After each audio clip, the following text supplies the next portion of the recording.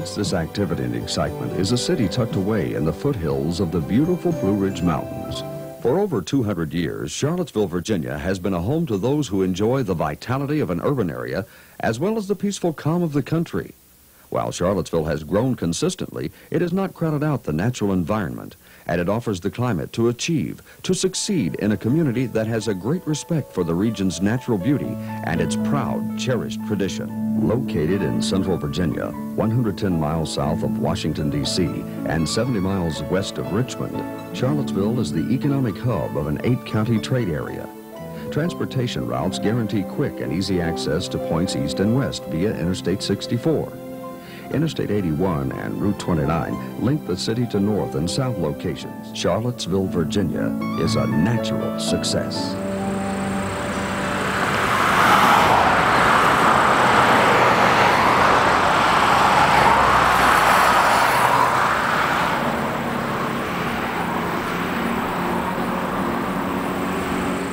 The immersive ugliness of our everyday environments in America is entropy made visible.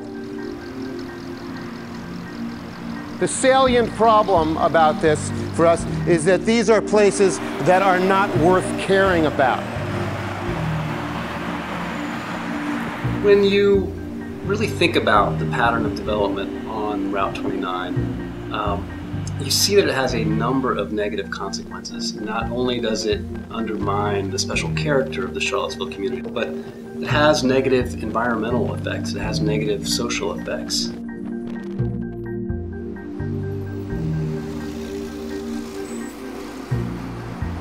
It's not an accident that the North 29 corridor has a population base and has an economic engine of jobs and retail to support that region. It's just really has not followed through with the plan that originally was set up for it.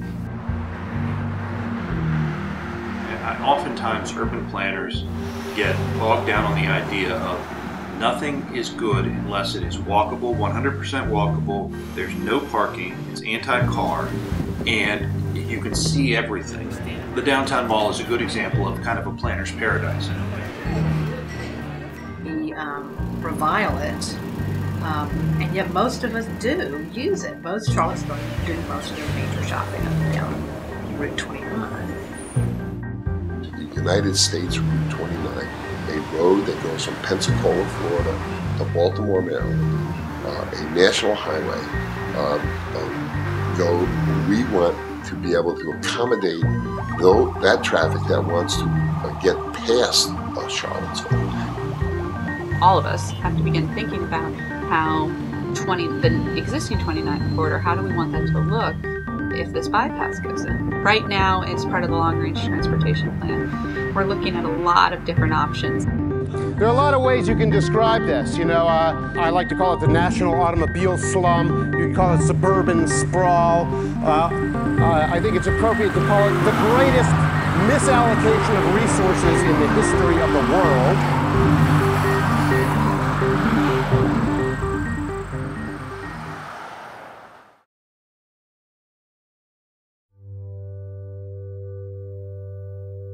Route 29 corridor had its beginnings in 1918 when Virginia was creating a series of sort of unified routes throughout the state, which was pretty innovative for the time. Starting in the 20s, there was a good roads movement in the entire Commonwealth, and often actually localities raised money in order to get state highway improvements in their areas. A route was designated to connect Danville to Culpeper, and it was called State Route 28. In 1931, there was a movement afoot, a national movement afoot, to sort of do the same thing that the state had done up to that point, sort of create a unified system of highways throughout the nation. So they created the U.S. highway system, sort of the interstate of its day, and through Central Virginia they created U.S. 250 and U.S. 29. And so there's a decade of depression, then there's a decade of war in which there are building restrictions and very little is being built then. as well. Post-World War II prosperity and all of the efforts to try to take what had been a national economy built on defense and turn it into a domestic economy began promoting home ownership, increasing levels of consumption, and in that context, this road that had been put in place and was flanked on either side by rural and agricultural land, as it had been since the late 20s and into the 1930s, suddenly became the site for prime real estate development. 1955, traffic was starting to increase. A bypass was being built around Charlottesville at the same time. In 29, beginning more or less at the intersection of Hydraulic Road, going north toward the South Fork Drive River Reservoir, is being 4-laned. The first major shopping area to develop was Barracks Road Shopping Center. What did Barracks Road have that downtown didn't?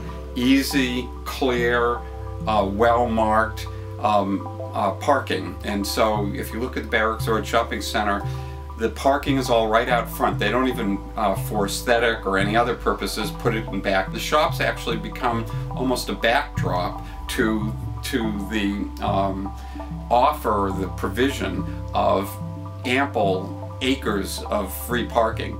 Every city experienced a point where the middle class decanted from the center part of the city.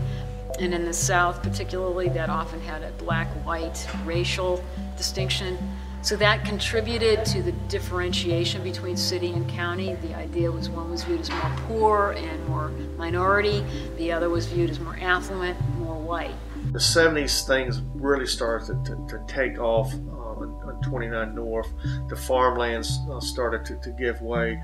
And the next big enterprise to really group a whole series of stores was an interior shopping mall where not only did you not have to worry about where to park your car, but as you moved from store to store, you wouldn't have to worry about the weather.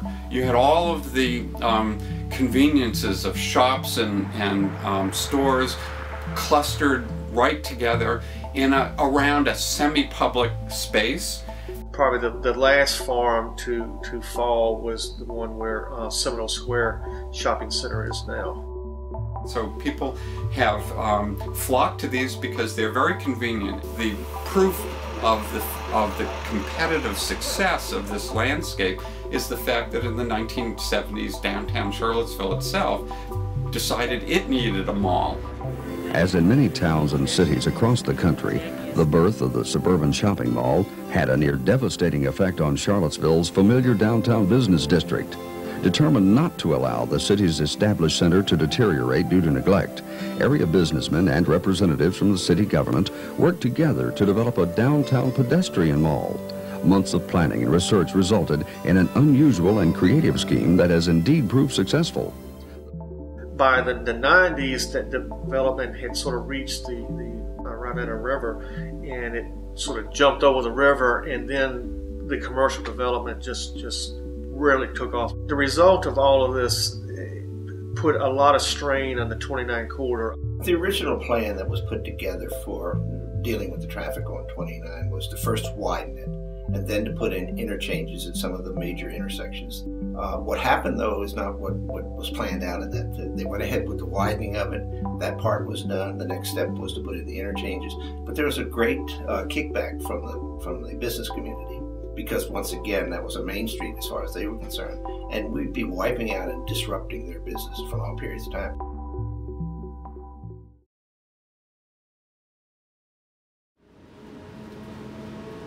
The existing alignment cannot serve as both a commercial boulevard and a national highway. It can't be a commercial boulevard and an expressway at the same time along one particular alignment. And so we have a commercial boulevard. US 29 is our region's main street, for better or for worse. Oftentimes businesses locate where they can have access to both their employees and have access to their customers. It also is true that businesses locate where like businesses are locating. There are certain uses that do not fit in the downtown corridor large home improvement lots, warehouse stores. Those stores tend to locate where they can have a large footprint and a large amount of parking, because Americans you need to get those large items into your car as quickly as possible. 20,000 people go to work right along that corridor every day, just from Barracks Road to the airport. Together, they make about $800 million a year if you just use average salaries. The commerce that occurs there accounts, it's like a 0.5% of Albemarle County's land space, but it generates 45% of Albemarle County's total local revenues. From everything from the large warehouse operation of Better Living down to the bounce and play that's actually in the city of Charlottesville in the Seminole Square. Each of these businesses of different sizes operate because they have this critical mass of both clients and the ability to attract employees that can work the businesses. These are vital parts of our economic vitality, and at times with the volume of traffic that's going through, it has no intention of stopping at any of these businesses.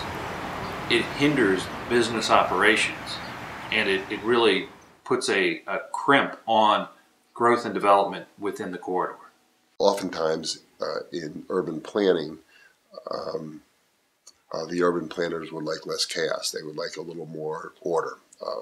Most of us would like a lot of order in our life. But the beauty of enterprise, of our free market economy, is that things happen, not necessarily according to some particular plan. And that's what's happened along US 29. But it is a very vibrant alignment. A lot of activity goes on there. And I would say it's improving in the 12 years that I've been here. It has improved pretty dramatically with better design, better urban design, and better cooperation among the planners and private enterprise. Of course, all these spaces along Route 29, Passion Square Mall, Seminole Square, all kinds of real spaces, are primarily spaces defined by consumption and organized exclusively, it seems, for consumption. This notion that 29 was somehow not Charlottesville, right?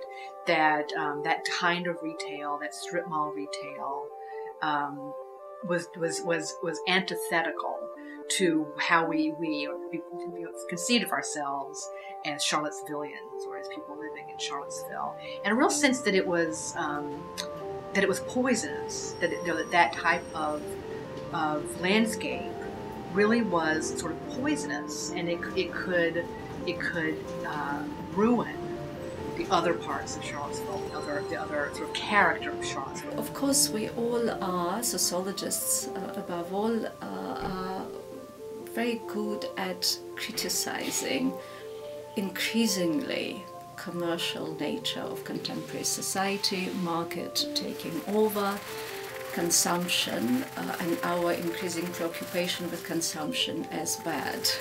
Maybe what happens when we go to Walmart or to a strip shopping mall is that there's nowhere to hide from the fact that we're consumers. We are there, to buy stuff. The environment itself doesn't offer us anything else. There's no other reason to have come there. I think what public spaces, as a particular forms of spaces for social interaction, allow to happen is to see different people, chance encounter, to be surprised, to be excited, to be frightened even, to see the other. Somebody perhaps you would never have come across otherwise. But also I think what is interesting and important is diversity of activities taking place there. Shopping is one, but hanging out, loitering, right? Dancing, I don't know, all kinds of silly things perhaps, but it is interesting. I think that's what gives the possibility of social interaction, of learning, of mutual recognition, is that people are engaged in different activities. We notice it, we notice each other, we learn from each other, we get surprised, we learn to argue, to articulate, and so on and so forth. So I think these are very, very essential qualities of public space. Somehow it seemed antithetical to community. The way it was spread out. I think also what plays into that is this notion of, and it's a really valid concern, this notion of sort of the corporatization of landscapes and corporatization of shopping. What concerns me is that it is increasingly the private property developers who have or seem to have an upper hand in determining the nature of public spaces along Route 29. Obviously, they are a very important party in this conversation about what these spaces should be. But I am concerned that they seem to be perhaps the overwhelming voice in this conversation. Who else speaks on behalf of the public? Who else has voice in this conversation?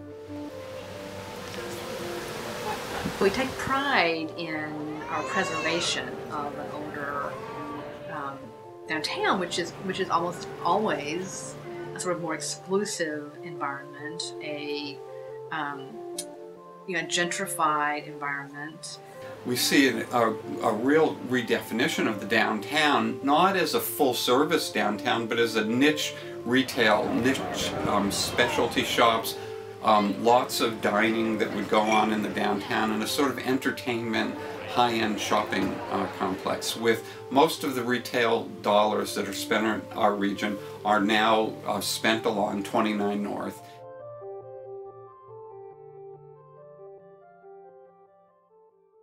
A sense of place. Your ability to create places that are meaningful and places of quality and character depends entirely on your ability to define space with buildings and to employ the vocabularies, grammars, syntaxes, rhythms, and patterns of architecture in order to inform us who we are. When you use the phrase urban design, though, it suggests that it's also part of a fabric that is a city or a town. So in other words, it's a place that you stop, where you get to experience, not a place you go through. And 29 is designed for movement, for going through. It's not designed for a destination per se. You may as well just be driving along in a Northern Virginia suburb. It's very hard to tell where you are because it's very similar to every other place. And in that respect, I think that's one of the things that detracts from Charlottesville's charm is the rather unfortunate land use patterns that have developed over time on the Route 29 corridor. There are lots of people that come into our region and can't believe that in Jefferson's Charlottesville, where there are storied historic landscapes, they can't believe the relative banality and visual blight that is represented by 29 North. And one of the incredibly interesting things about 29 North is that the entire landscape is created not by independent decisions that are done without regulation. There's a regulatory context that has insisted that 29 North be a totally planned environment. It's an environment that regulates the number of parking spaces, the number of feet back from the lot line where stores can stand, the spaces in between stores, the size of the signs, the speeds of the roadways. When I was on the consulting team for the Places 29 study, the way we resolved that issue of is it a place or a path, and can it ever be turned into a place, a good urban area, was that, no, it's really a corridor, like a big river. And the best way to handle it would be to create parallel roads. And those would be designed as slower roads with periodic stops, with a pulsing of sorts, of placemaking, of places to experience. One of the key visions in that plan is to not to perpetuate the land use patterns we see on Route 29, but rather to use the growth and channel it in a way that we create much more vibrant spaces along Route 29, where people don't have to use their automobiles to get in and out. The 21st century of this shopping mall development is, of course, Stonefield, which has opened up just in the last year. And this is, you know, the latest addition to 29 North. It was built after, you know, months and months of just eviscerating the landscape that existed there. You go into this place and it's one of the most alienating environments that I've been in a long time, where it's almost otherworldly. It's an importation of, I guess, Northern Virginia or Southern California. It has almost nothing to do with the region in which we're living and working and spending our lives. The pattern of Main Street, USA, in fact, this pattern of building downtown blocks all over the world is fairly universal. It's not that complicated. Buildings more than 1 story high, built out to the sidewalk edge so that people who are, you know, all kinds of people can get into the building. Other activities are allowed to occur upstairs, you know, apartments, offices, and so on. You make provision for this activity called shopping on the ground floor. But really a lot of it, I think, does come back to that question of authenticity. That, you know, downtowns with brick or you know, whatever, masonry, gives you this sort of authentic experience. So that what? So that your shopping is somehow like elevated. Does that help us to think of ourselves somehow as less as consumers? What is required is a more of a quilt approach rather than a prescriptive, everything should look like the downtown mall. I think that people say placeless because you can't really tell exactly where you are when you're there. I disagree with that. I think that when you go into, say, the Sam's Club parking lot and you can look over Hilton Heights Road and see that the valley below, it certainly has a feeling of place.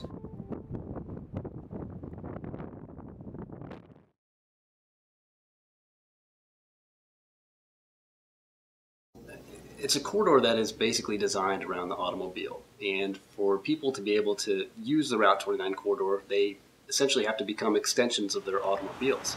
Basically have to get in your car to get from one shopping center on Route 29 to the next.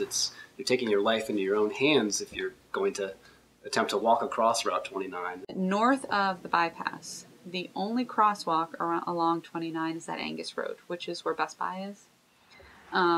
There's nothing beyond that. Crossing 29, crossing 8 lanes, traffic as a pedestrian is insane. I mean, it's very unsafe. As a result of all of that unnecessary driving, you're going to have air emissions, so you're going to have dirtier air. You're going to have to build a lot more pavement, which results in stormwater runoff, so you're going to have more water pollution. And then there are just simply the health consequences of having that type of land use pattern, where you've got your commercial uses here and your residential uses here, and it's very difficult to get between them. US 29 in Virginia. It goes from North Carolina to the Key Bridge in Washington, D.C. And 48% of all the motor vehicle accidents along that 280-mile stretch in Virginia occur in Albemarle County. 41% of those traffic accidents that involve personal injuries are not just fender benders. It's a dangerous situation out there to take the bus and to come back in towards town. You have to cross 29 in many instances, and that is extremely dangerous, and there have been injuries, there have been people hit by cars. If you're able-bodied like me, you are sprinting across 29 and waiting in the median, and you're really just taking a gamble with your life. And if you aren't able-bodied or have some kind of mobility challenges, it's next to impossible and extremely scary situation.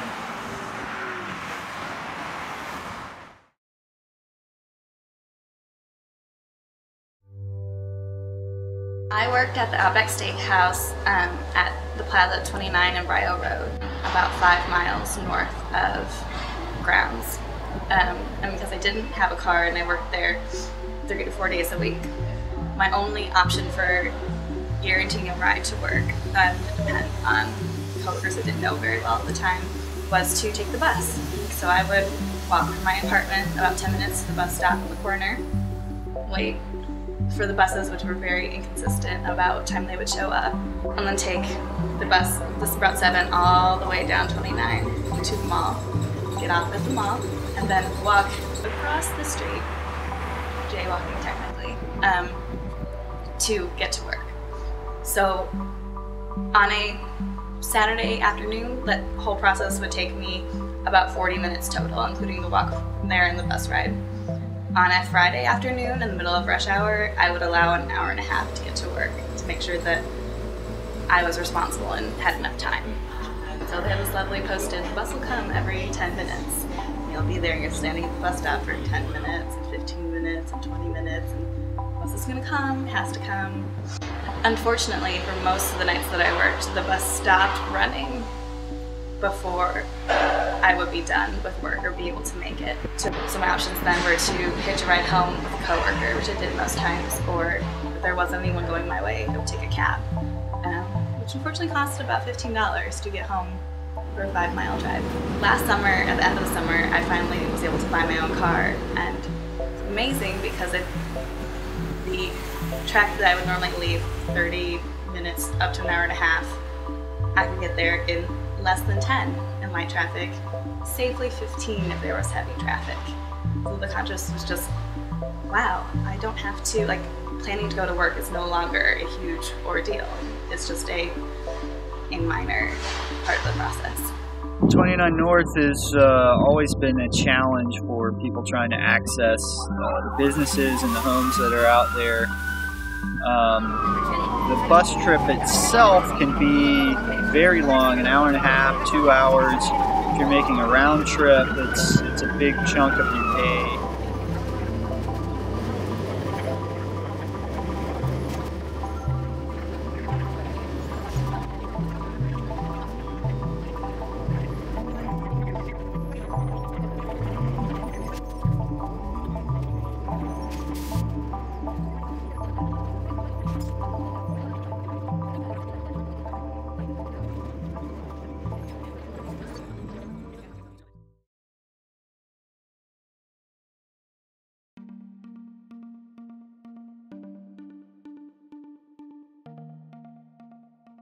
As large as the challenges that we face on Route 29 are, there's also a tremendous opportunity, and that we know the Charlottesville Albemarle area is going to grow in the future.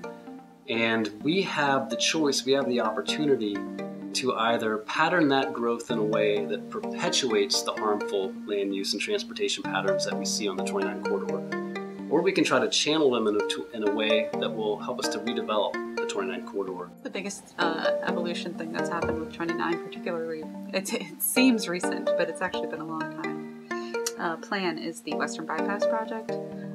It's a 6.24 mile road that would be 4 lanes, and it would come in at the river, the North Fork of the river, or South Fork of the Rivanna, travel on the west side of existing 29, and come back and meet at the 250-29 bypass. And the reason that the bypass has gone through is that at the state level, it's been very important to try and open up economic opportunities in the state of Virginia. The Governor McDonnell has made that very clear. We're getting the best deals now than we've gotten in modern Virginia history on road projects, because developers and contractors are hungry to get back to work. They're hungry to create jobs for people. The competition is fierce, and so the prices that we're getting are excellent. Secondly, the interest rates that we can get on floating bonds right now are at historic lows, 3.5%, because we're a AAA bond rated state. So it makes perfect sense. We're going to issue the bonds over 10 years. Why don't we issue them now where it's the cheapest we're ever going to see? So to me, that's smart management. The Board of Supervisors voted a very kind of 11th hour sort of vote. They called it the midnight vote. It was 4-2. So it was Mr. Thomas, Mr. Snow, Mr. Boyd, and Mr. Durrier, who has retired since, voted to allow the bypass, to bring the bypass back onto the table for Armstrong County. I actually am one of the people who believe that it is cheaper to go with the bypass than it would be to build 3 or 4 major overpasses on Route 29. In fact, there were some studies done by the business community. They got some traffic engineers to estimate the cost on it, and it was way higher than what any of the people opposed to the bypass said it was going to be.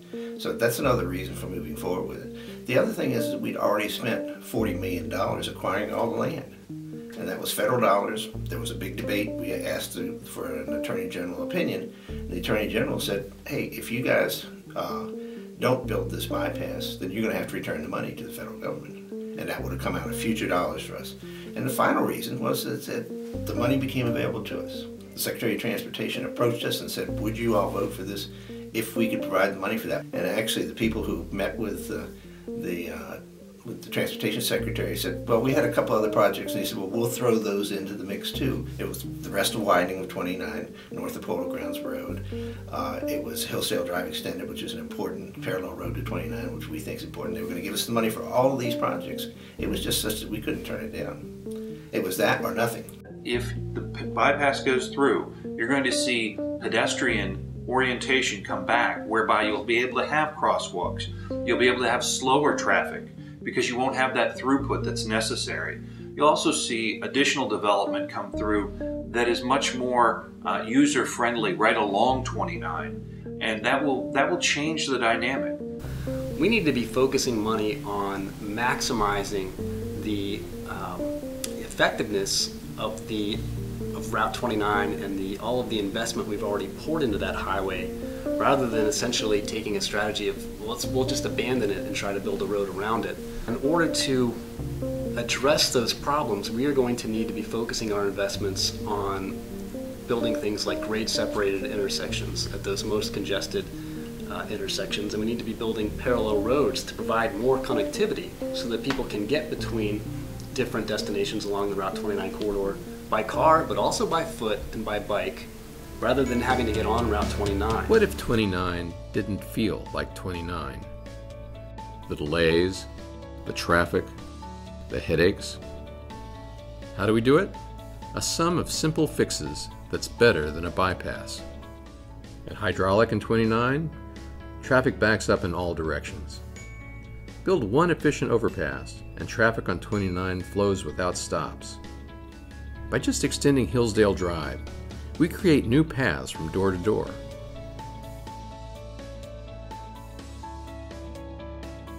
At Rio, like hydraulic, traffic backs up. Again, a simple overpass lets traffic flow smoothly. From Rio to points north, drivers are again forced on the 29 for local trips. But by extending Berkmar Drive up to the UVA Research Park, you could get from Whole Foods to Target without touching 29. Better than a bypass, and more cost-effective. A new 29 that gets you where you need to go. You start talking about building a 6-mile new gash, a new highway through undeveloped areas. It's going to run past 6 schools. It's going to come within about 500 feet of one of our main drinking water reservoirs. The damage that the bypass is going to cause is tremendous, in addition to its financial cost and using up the money that we need to be spending on better, less destructive alternatives. But when we're focusing on fixing the existing corridor, you're essentially going back and making improvements to the projects you've already done to make them work better.